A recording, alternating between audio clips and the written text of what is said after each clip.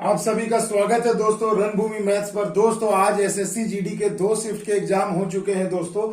और देखिए जो भी मुझे बच्चों से डेटा प्राप्त हुआ है उनके ही द्वारा कहा गया है, तो उन सबको मैंने क्वेश्चन के रूप में कलेक्ट किया है और आपको अच्छे से अच्छा, सबसे सटीक, सबसे तेज एनालिसिस आपको दे सकूं, तो आज का वीडियो उसी पर है। तो देखिए दोस्तों रणभूमि मैथ्स के साथ बने रहिएगा। देखिए एक क्वेश्चन पूछा गया था शिफ्ट 2 में कि 300 लोगों के एक समूह में पुरुषों तथा स्त्रियों का अनुपात आपको दे दिया है 3:2। तो पुरुषों की संख्या आपसे पूछी जा रही है।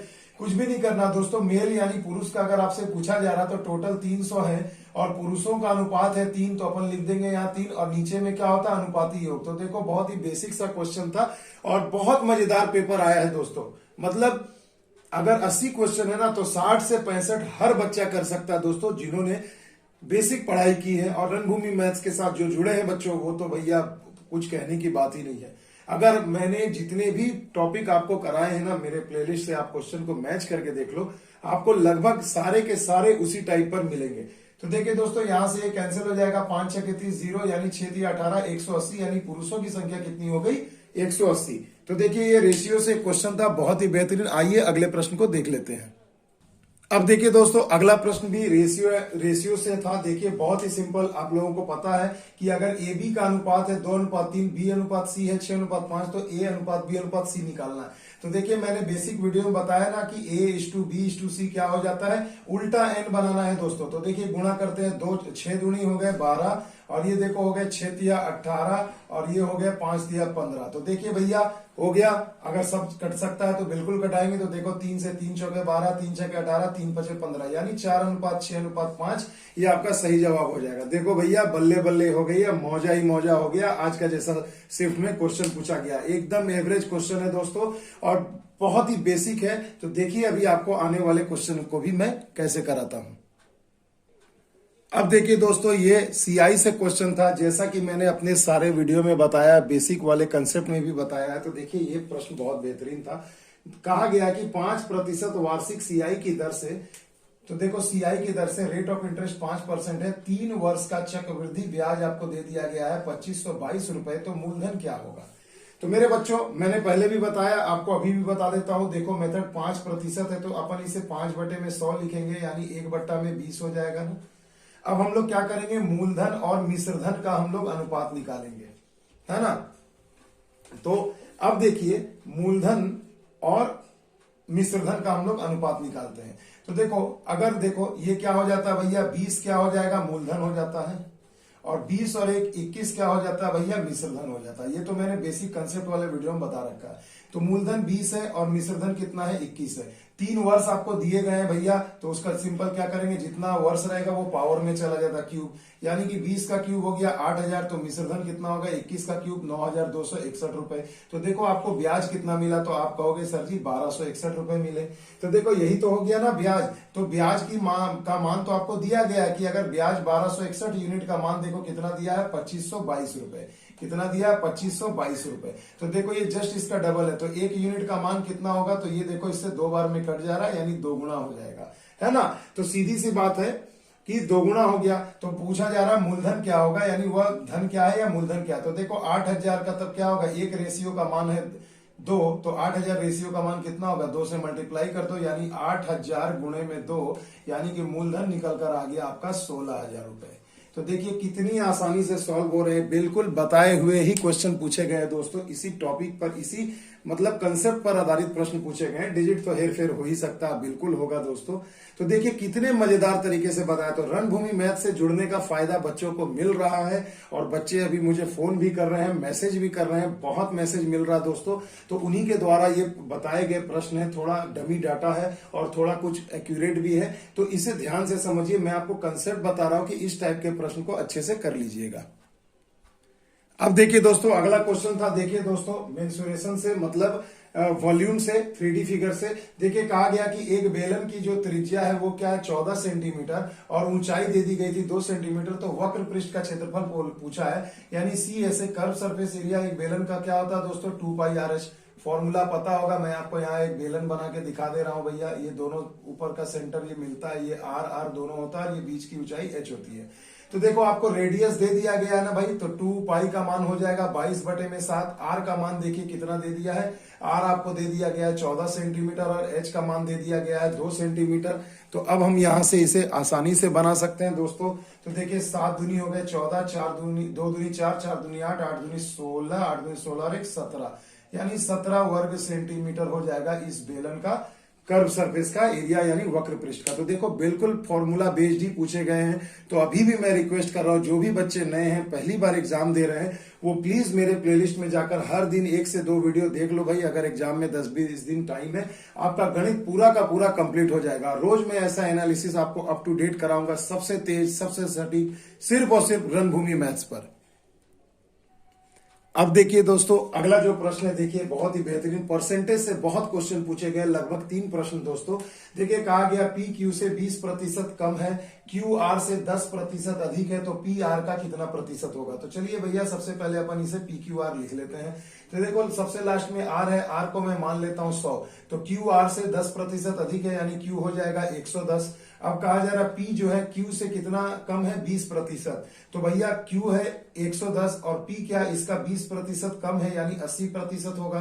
तो यहां से अपन वैल्यू निकाल लेंगे तो कितना आ जाएगा 88, यानी पी की वैल्यू आ गई 88, क्यू का मान 110 और आर का मान 100।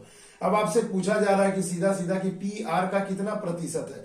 तो देखो जिसकी तुलना की जाती है वो ऊपर होता है, यानी 88 अपन यहां लिख देंगे, और जिससे तुलना करेंगे का लगा रहता है वो नीचे रहता है, यानी 100, और प्रतिशत पूछा जा रहा है तो 100 से गुणा करेंगे।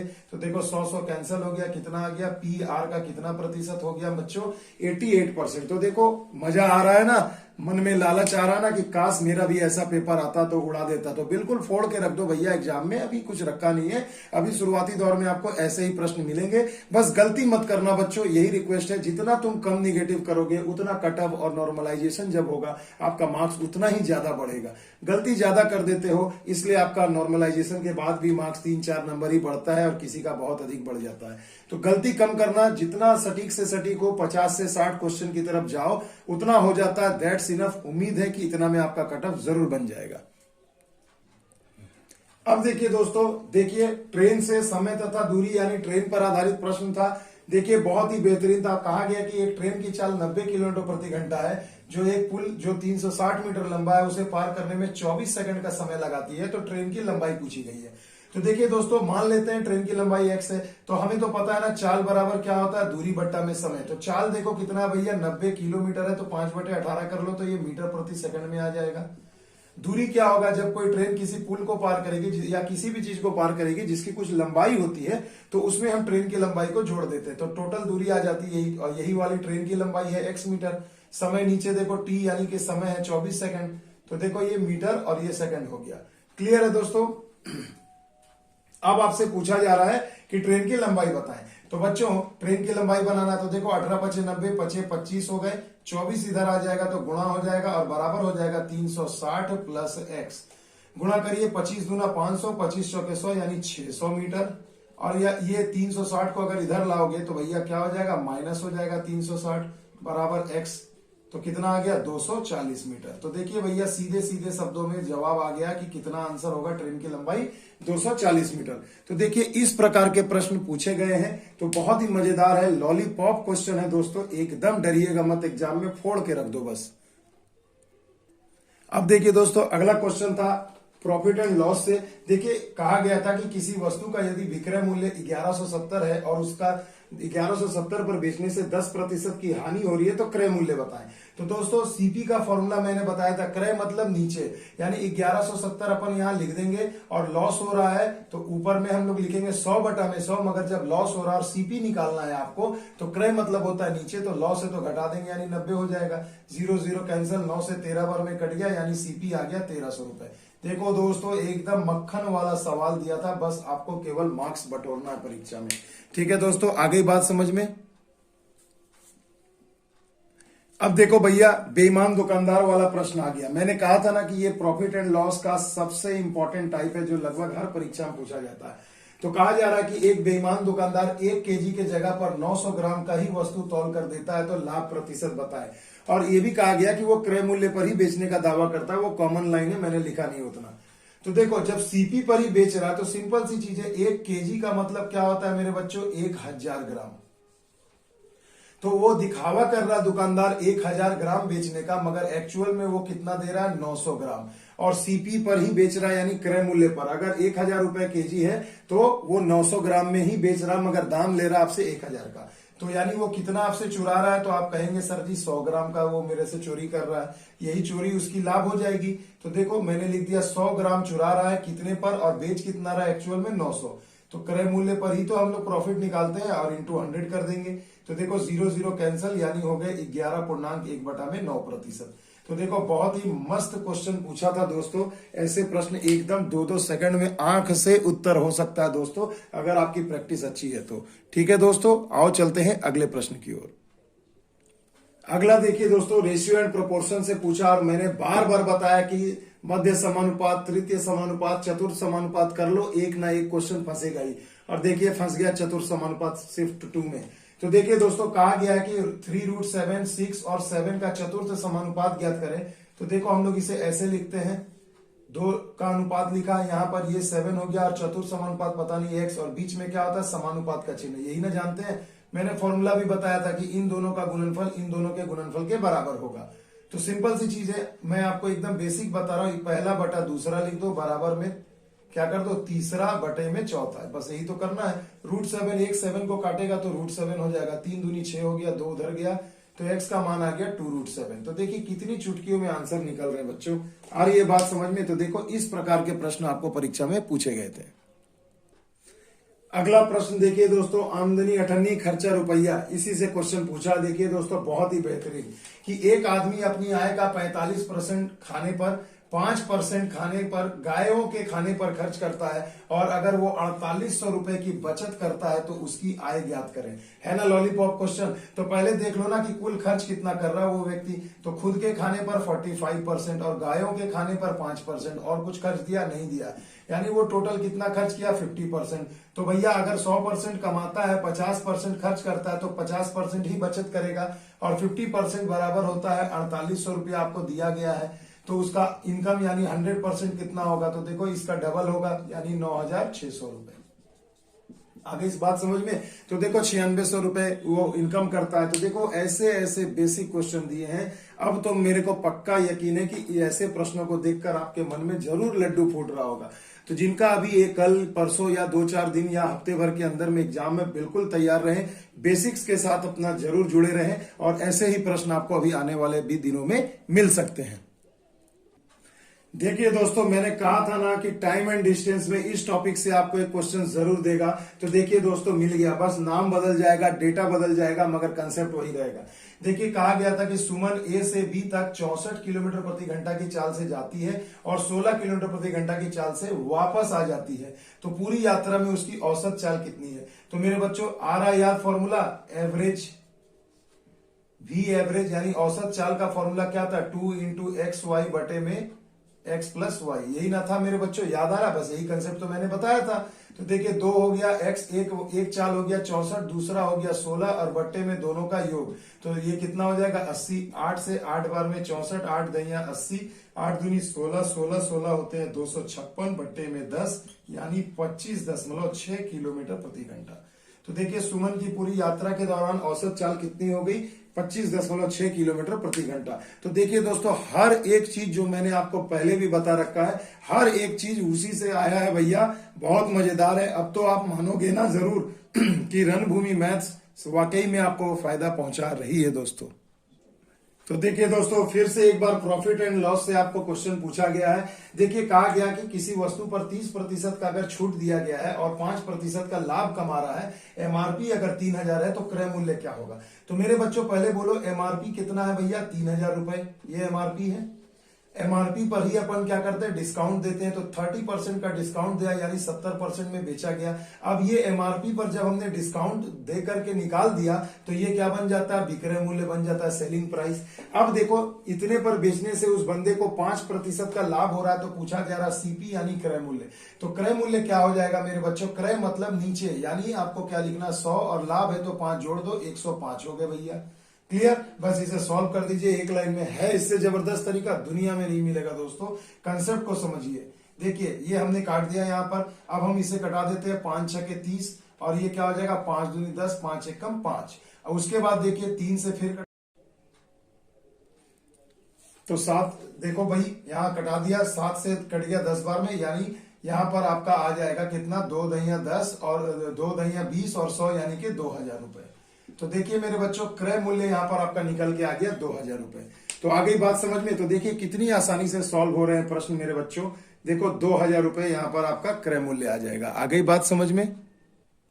अगला प्रश्न देखिए दोस्तों, खर्च और बचत पर ही है। फिर से आ गया आय और खर्च और बचत पर। देखिए कहा गया कि यदि एक आदमी 3000 रुपए कमाता है और 2000 खर्च करता है, तो सबसे पहले देखो यहाँ पर वो बचत कितना कर रहा है।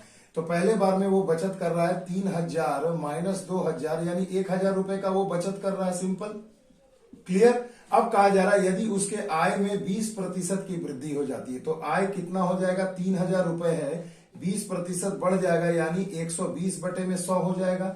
तो 12 तिया हो गए 36 और डबल 0 यानी अब उसकी इनकम कितनी हो गई 3600 रुपए।